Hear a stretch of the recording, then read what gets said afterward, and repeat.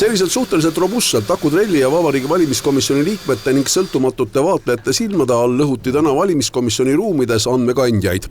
Just nendel erinevatel kõvaketastel oli kõigi nende inimeste eelistused ja andmed, kes sellel korral andsid oma e-hääle.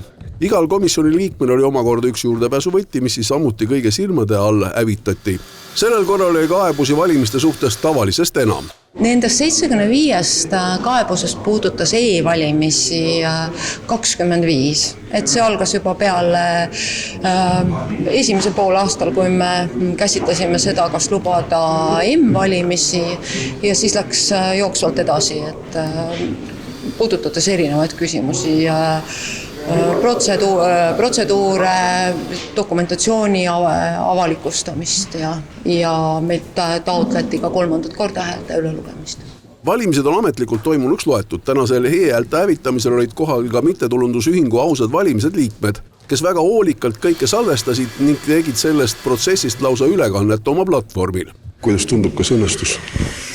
Ausalt öeldes süda lööb, et käime ellu, aga kas sellest nüüd kuidagi kasu oli sellest tänasest protseduurist? No nii palju küll, et tulid nii-öelda, Eesti rahvale ikkagi oli kasu, et me lõpuks siis nägime ära, et härra Leesil hakkasid käed värisema, kui ta neid kiipe katki puuris ja see oleks võib-olla see kõige olulisem.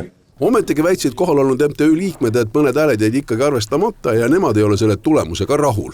Meie lähteandmed on sama, mis valimiskomisjonil tegelikult, sest et neid, kui arvuti käis, siis arvuti ekraanile näidati mingisugust väljundit, eks ole, ja sellest sai järeldada, mis toimus. Aga need järeldused ei olnud lõplikud. Et seal võis järeldada, et 28 erinevat anomaaliat tuvastati, esitati veateade, aga mis nende põhjal tehti, et kas selle põhjal hääli eemaldati või ei eemaldatud, et seda ei olnud võimalik koha peal üldse välja selgitada.